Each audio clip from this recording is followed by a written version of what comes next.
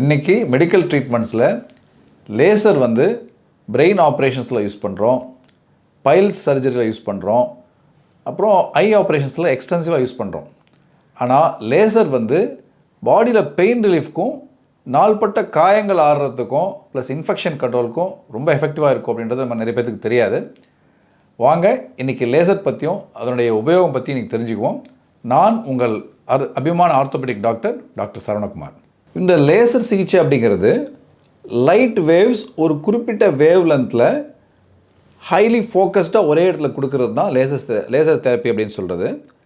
இந்த laser therapy எப்படி வந்து ஒரு பெயின் ரிலீஃப்க்கோ வூண்ட் ஹீலிங்க்கோ இன்ஃபெக்ஷன் கண்ட்ரோலுக்கோ உதவுது அப்படின்னா, இதை வந்து குறிப்பிட்ட இடத்துல நம்ம பாஸ் பண்ணும்போது அந்த டிஷ்யூஸ் அந்த திசுக்கள் வழியாக அது பாஸ் ஆகும்போது அந்த இடத்துல வந்து அது வந்து 4-5 ஃபேக்டர்ஸ் வந்து ரிலீஸ் பண்ணுது. அதில் முக்கியமானது ஒன்று வந்து இந்த ஆஞ்சியோஜெனிக் ஃபேக்டர்னு சொல்கிறது. இந்த ஆஞ்சியோஜெனிக் ஃபேக்டர் என்ன பண்ணும் அப்படின்னா, அங்கே இருக்கிற சிறு சிறு இரத்த குழாய்கள் டெவலப் ஆகிறதுக்கு, உருவாகிறதுக்கு, வளர்கிறதுக்கு உதவுது. இப்போ நம்ம அடிப்பட்ட இடத்துல வந்து நம்ம ஆறணும்னா அந்த இடத்துல புதுசாக பிளட் சர்க்குலேஷன் வேணும். அப்போ அந்த இடத்துல இரத்த குழாய்கள் டெவலப் ஆகணும். இந்த விஷயத்தில் இந்த ஆஞ்சியோஜெனிக் ஃபேக்டர்ஸ் உதவுது. ரெண்டாவது, அங்கே இருக்கிற வெள்ளை அணுக்கள் WBCஸை வந்து அது ஸ்டிமுலேட் பண்ணி க்ரோத் ஃபேக்டர்ஸ் அப்படின்ற ஒரு கெமிக்கலை ரிலீஸ் பண்ண உதவுது.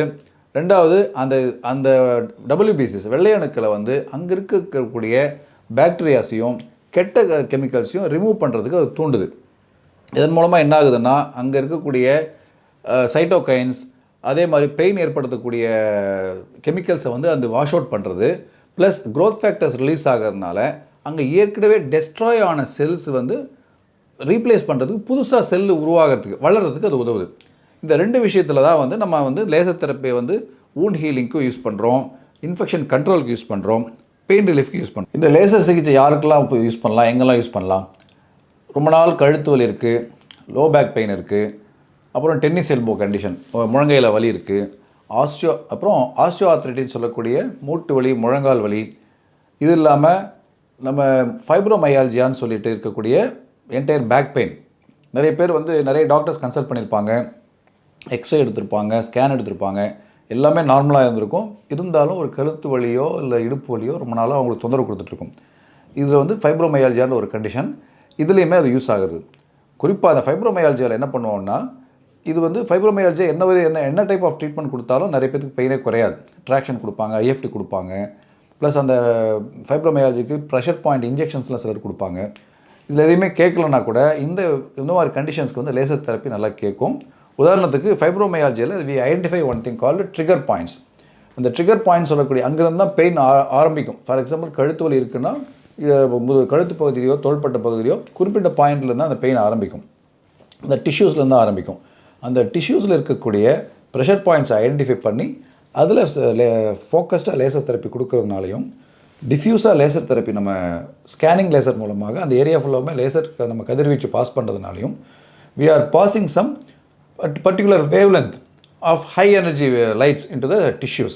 ஸோ இதில் தான் நான் ஏற்கனவே சொன்னக்கூடிய இந்த கெமிக்கல் ரியாக்ஷன்ஸ் ஏற்பட்டு, கெமிக்கல் மாற்றங்கள் ஏற்பட்டு அங்கே இருக்கிற பெயின் வந்து ரிலீஃப் ஆகுது.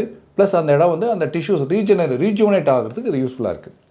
ஸோ இந்த மாதிரி கண்டிஷன்ஸில் லேசர் யூஸ் பண்ணலாம். இது ஆல் லேசர்ஸ் யூஸ் இந்த பெயின்ஃபுல் கண்டிஷன்ஸ். இதுவே லேசர் வந்து நம்ம நாள்பட்ட புண்கள், லைக் டயாபெட்டிஸ் இருக்கிறவங்களுக்கு காலில் ரொம்ப நாளாக புண்கள் ஆறாமல் இருக்கும், அப்புறம் பர்ன்ஸு தீக்காயங்கள் பட்ட காயங்கள் ஆறாமல் இருக்கும், சிலர் வயசானவங்களுக்கு இந்த குதிகால் ஏற்படுற காயங்களோ இல்லை முழங்கையில் ஏற்படுற காயங்களோ வந்து ரொம்ப நாள் ஆறாமல் இருக்கும். அப்புறம் வீனஸ் அல்சர்ஸ் சொல்லக்கூடிய வேரிகோஸ் வெயின்ஸ் ஒரு சிலருக்கு இருக்கும். காலில் அதனால் ஏற்படக்கூடிய காயங்கள் வந்து ரொம்ப நாள் ஆறாமல் இருக்கும். காலில் வீக்கம் இருந்துகிட்டே இருக்கும்.